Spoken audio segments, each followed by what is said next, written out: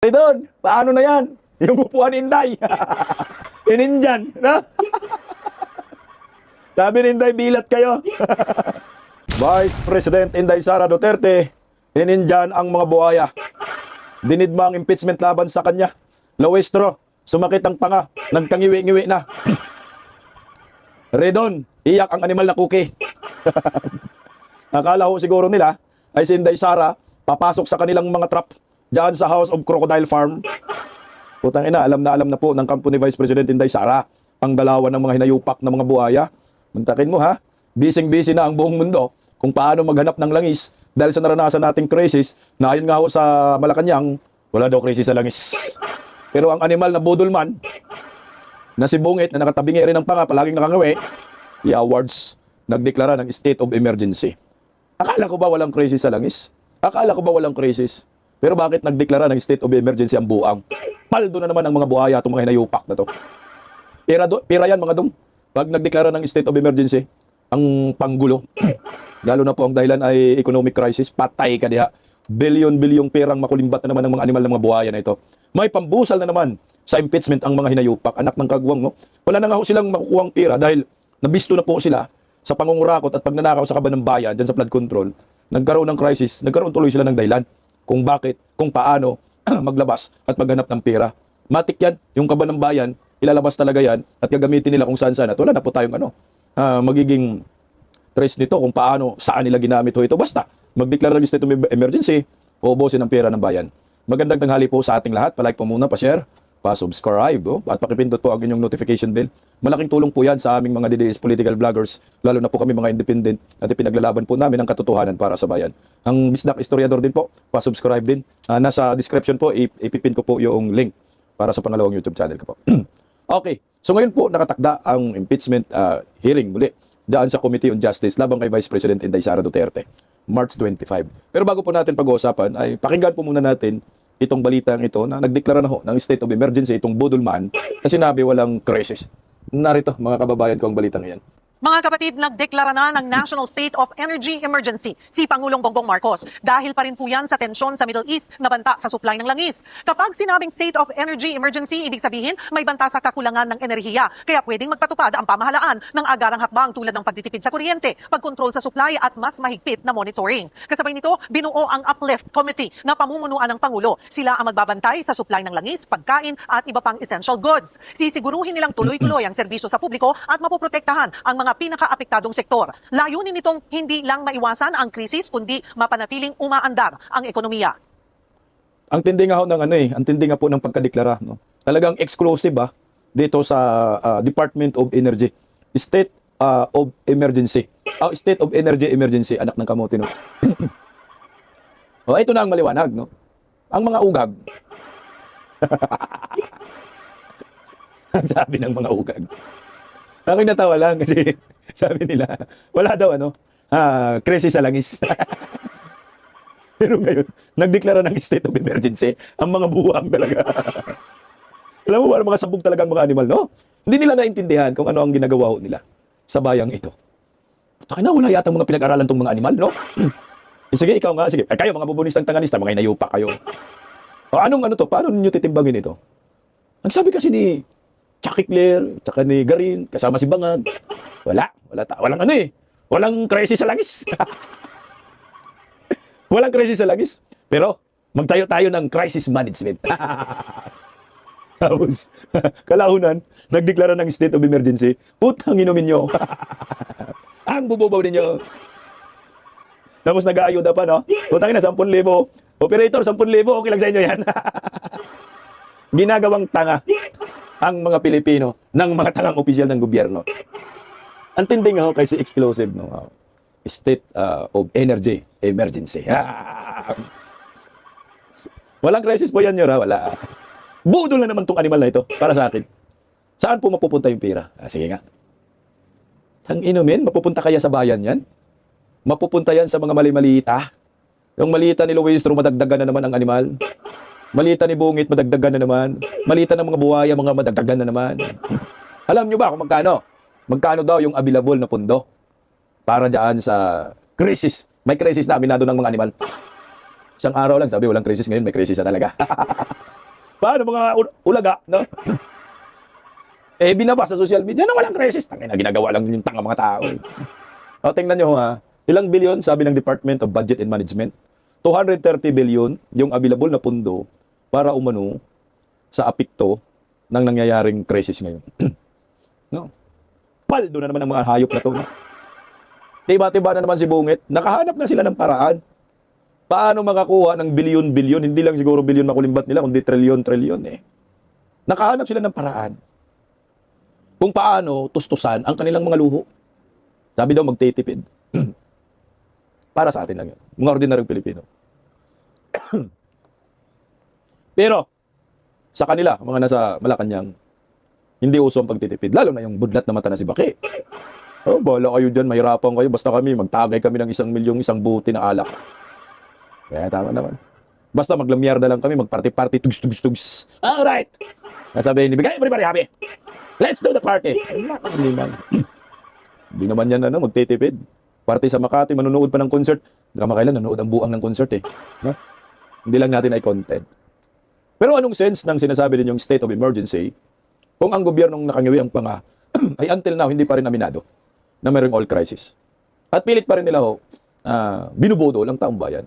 Tapos bilyon-bilyon pondo ang ilalabas nila. Anong basihan nyo? Alam nyo, madali lang basahin itong mga buhaya. Lalo na dyan sa Kongreso, Palacio de Polvoron, kung ano talaga yung kanilang mga plano at mga script. Napakadali lang. Nagkaroon sila ng oportunidad na makalikom ng bilyon-bilyon na pera. Hindi para tugunan ang crisis sa ating ekonomiya, kundi para tustusan ang impeachment laban ho kay Vice President Inday Sara Duterte. Yan yung nakikita ko dito. Yung crisis ngayon, sinamantala ng mga hinayupak ng mga buhaya para makalikom ng sapat na pundo para i-demolish si Vice President Inday Sara at para bilhin ang kaluluwa ng mga buhaya. Kung tinitingnan na natin ang nangyayari ng 2025, nalimas talaga ang pondo ng bayan. Kaya gumawa sila ng dahilan para makalikom ng pondo, flood control. Ang malas lang nila, napili pa nila yung flood control.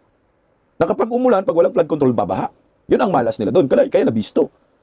At yung pira na para sa bayan ay napunta sa mga buhaya, kaya nga mali-malita ng pinag-uusapan ngayon na pira. Kaya nabisto. Nang bumagyo, bumaha, ay nahanap tuloy, nasan yung flood control? Kasi pinagbalaki ni Bungit, doon sila nagka-problema. Nasabi niya, meron tayong 5,500 flood control projects na natapos na. Ang iba ginagawa pa. Nung bumagyo, bumaha, nabisto sila na walang flood control. Dito na lumalabas na may corruption. Dahil sa kalikasan. So nung last ng halos 2025, wala po na silang pondo para tustusan ang impeachment laban kay Inday Sara. Nang pagpasok ng 2026, di ba ngayon, wala lang pumipirma kasi walang pera. Ngayon, nagka-crisis, nagkadigmaan sa Middle East, ito na ngayon, nagsilabasan ng bilyon-bilyon. Ako sa akin, teorya ko, magagamit na naman ho ito para sa impeachment laban kay Inday Sara. Kaya natuloy nila bumili ng perma. Kasi nung balita na nagangalap ng perma si Sandro, wala daw talagang sumusuporta. Kahit nga po 1/3, hindi talaga nakakuha kasi nga walang pera. So ngayon, itong NUP ba yun? Sila ni Puno, mukhang babaliktad na yan kasi may pera na May ilalabas ng Department of Budget and Management. Bilyon-bilyon. So talagang maambunan ito. Dito kukuha ng pondo ang mga buhaya para sa impeachment kay Inday Sara. Excuse me po. Na ngayong araw nga umuusad ang impeachment. Yung hearing ngayon sa Kamara, parang tinatawag nila na mini-hearing yan. Lumalabas parang korte sila. Pero, hindi po pwede mag-cross-examine ang mga abogado ni Vice President Inday Sara sa gagawing hearing ngayon. Sila lang. Yan ang mahirap dyan. Kaya tama lang na si Vice President Inday Sara ay hindi po pumunta. Kasi nga, mabibiktima lang si Inday ng fishing expedition at sisirain lang si Inday ng mga buhaya na wala namang nagawa sa bayan. Si Luis Tru, chairman, may utang sa kanya. Kaya po ngayong araw ay hindi po sinipot ni Vice President Inday Sara itong mga buhaya dyan sa Kamara at nagsiiyakan na po ang mga lulong. Hindi sinipot ni Inday Sara. Pakinggan natin ang balitang ito. Narito. Kinumpirma ni House Justice Committee Chairperson at Batangas 2nd District Representative Sherville Luistro na natanggap nila ang abisong hindi makikibahagi si Vice President Sara Duterte sa gagawing pagdinig sa dalawang impeachment complaints na nakatakdang magsimula ngayong araw ng Miyerkules, March 25. Kasabay nito, kini-question din ng kampo ng Pangalawang Pangulo ang constitutionality ng proseso ng impeachment ng House panel. Samantala, bago ang paglalahad ng ebidensya at testigo ng complainants at respondent, re-resolbahin muna ng House Committee on Justice ang mga mosyon at kahilingang ihain sa kanila. Kabilang na ang pagpapasabpina ng relevant documents gaya ng bank records, statements of assets and liabilities and net worth ng Vice Presidente at iba pa. Gayon din ang hiling na protective custody para kay Ramil Madriaga na Anak ng tinuturing kamote. na mahalagang testigo at ang tinututulang entry of appearance ng dalawa sa mga abogado ng Vice Presidente na sina Michael Poa at Reynold Monsayak dahil sa umano'y conflict of interest. Kahit naman hindi dumalo sa unang pagdinig ang Vice Presidente, tuloy-tuloy ang gagawing pagpapadala ng imbitasyon dito ng House panel. Actually, hanggat hindi natatapos yung hearing proper, we will keep on sending invitation to her so that at any point of the entire hearing proper, she can actually come. Because the Justice Committee, in accordance with the rules, is actually giving her ample opportunity to present her evidence as well and to controvert the evidence of the complainant. Samantala, kinumpirma naman ni Attorney Poa na nagsumite ang counsel ni Vice President Duterte ng liham sa House Justice Committee. Ito ay para ipahayag na hindi dadalo si VP Duterte sa pagdinig sa gitna ng constitutional objections ng kanilang kampo.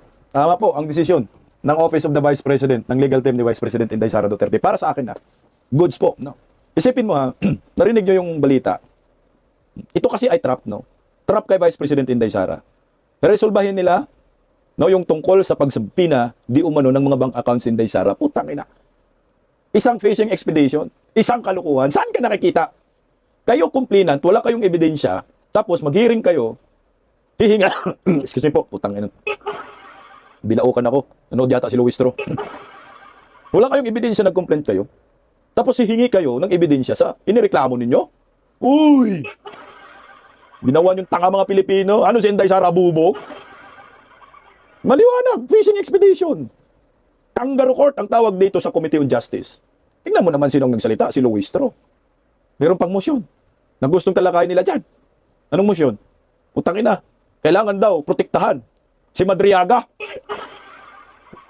Oh my God, unsa kining gibati ko. Parang no ride. No ride. No read, no write na.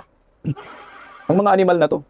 Saan ka nakakita na isang committee on justice pa sa Kongreso ay gusto protektahan ang kriminal. Gustong protektahan ang kidnapper ransom group notorious na ngayon nakakulong. Di ba? Ano po ang tawag sa inyo? Mga hinayupa kayong mga buhaya. Hindi.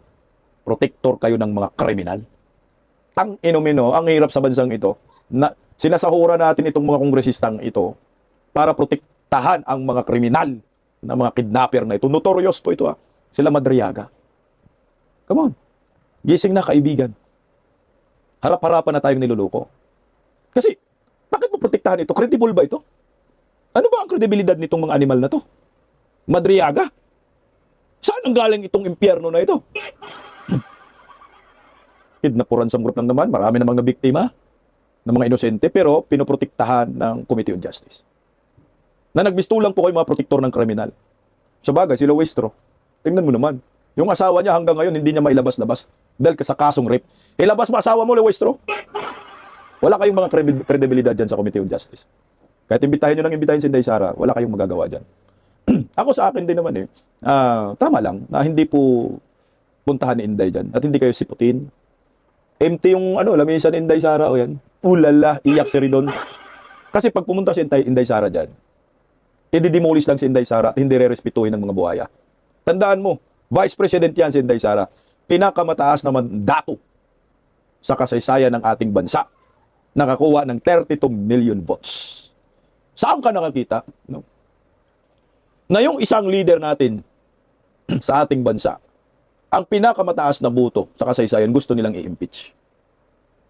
Yung leader natin na mayroong pinakamataas na trust and approval rating, gusto nilang i-impeach. Yung leader natin, number 1 contender sa pagka-presidente, siya ang susunod na pangulo natin, gusto nilang i-impeach. Yung leader natin na pinagkakaguluhan ng taong bayan, gusto nilang i-impeach. Los nyo mga animal kayo, mga buhaya kayo. Kaya yan oh.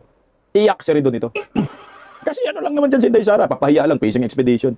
Mabibigyan pa ng pagkakataon ni Inday Sara na makahanap no, ng paraan itong mga buhaya na magkaroon ng ebidensya. Eh wala kang ebidensya, bakit ko papagbibigyan kayo? Parang ang point dyan Inday Sara, kung gusto nyo impeach si Inday Sara, impeach na. Dalhin nyo na papuntang Senado yung inyong complaint. Para doon tayo sa impeachment court maglaban. Ipakita nyo yung ebidensya. At huwag nyo kaming palabasin ng ebidensya. Bakit kayo kukuha ng ebidensya sa amin? Ang tanga nyo. Kayo may reklamo, i-provide nyo. Kaya ito po yung banat ni Atty. Sal Panelo, yan pakinggan po natin. Banatan mo, Atty. Sal.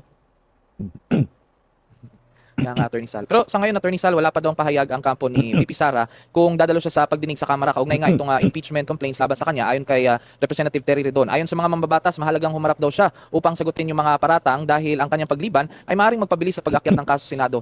Attorney Sal, nangyari na to last time. So sa kabila ng nangyari sa kanya sa nakaraan, Hindi na nga ako dadalo. Pakinggan lang natin yung statement ni Atty. Sal. ay dapat pa rin ba siyang dumalo doon sa pagdinig? Yan bang si Ridon, abogado ba yan? Hindi, abogago.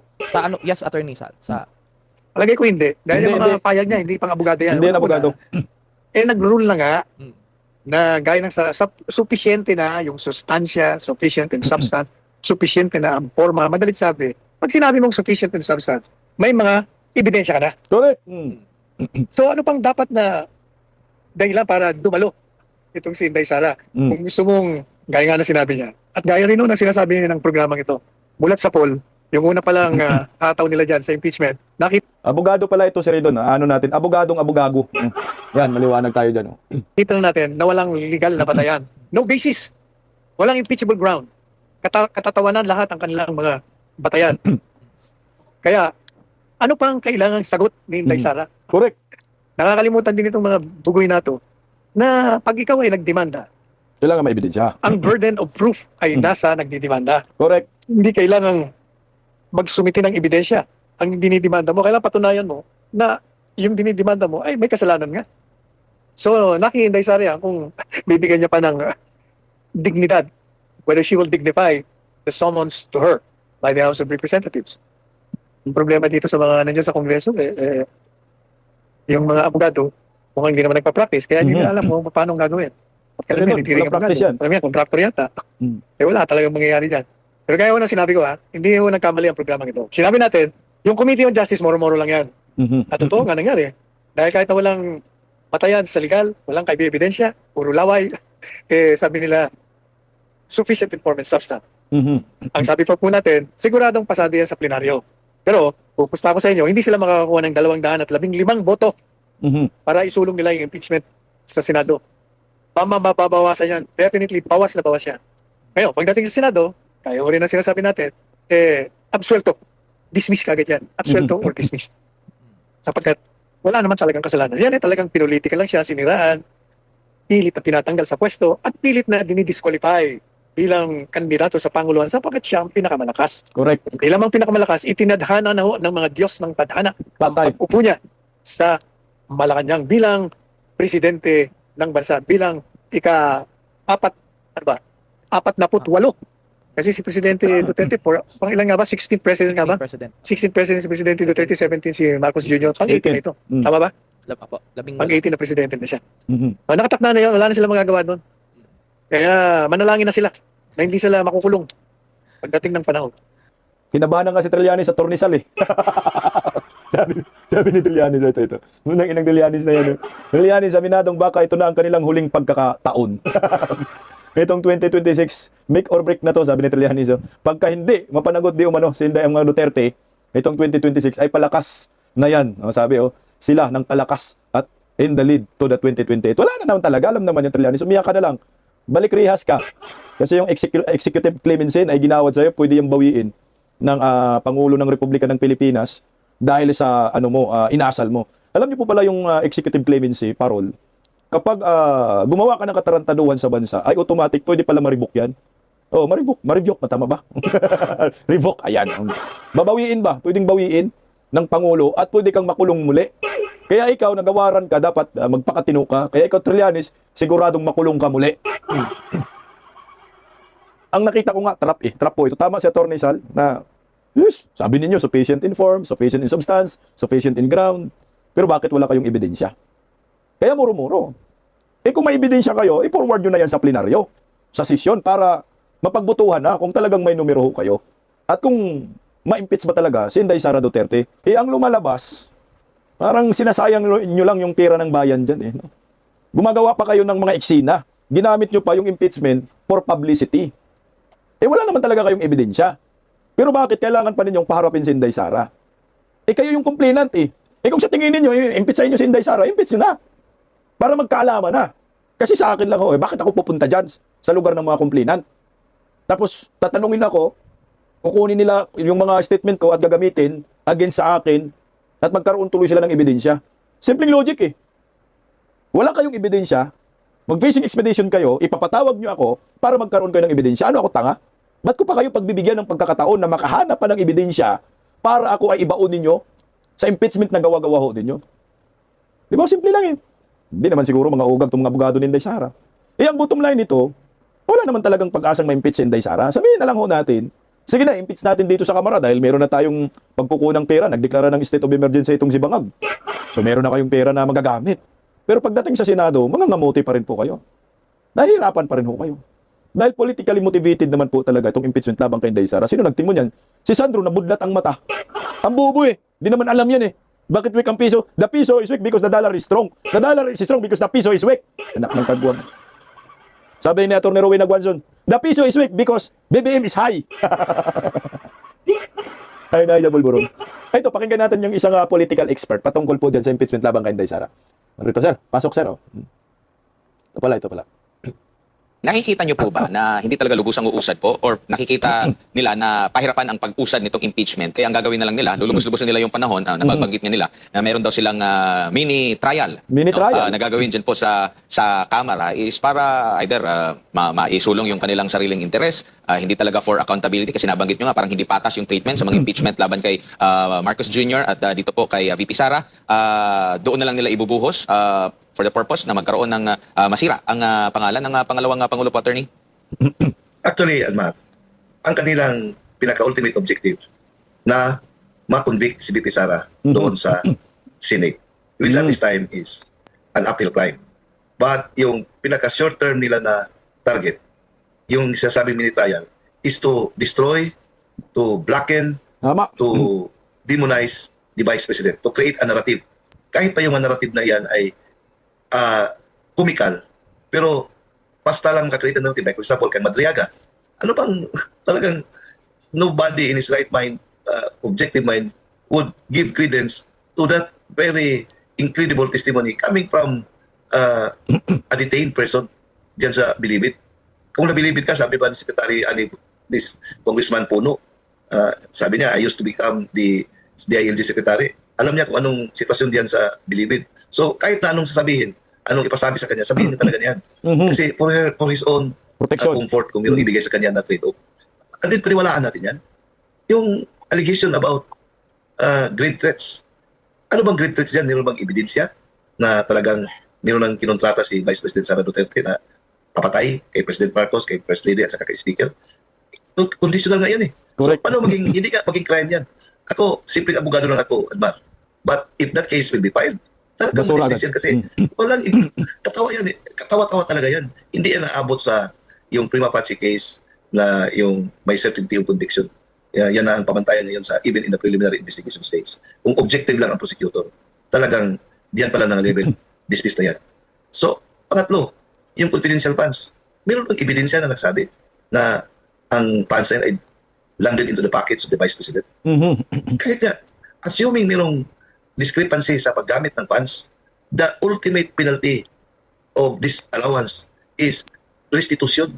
So, paano yan maging impeachable offense? Ang ginagawa lang ngayon is to, as I said, to destroy, to blacken, and to demonize the Vice President dyan sa political landscape na baka sakali na because of that, masisira siya. Just like what they did, just like what the tormentors of the former Vice President Jojo Binay, paano siya sinisiraan. Pero I don't think so that it will work.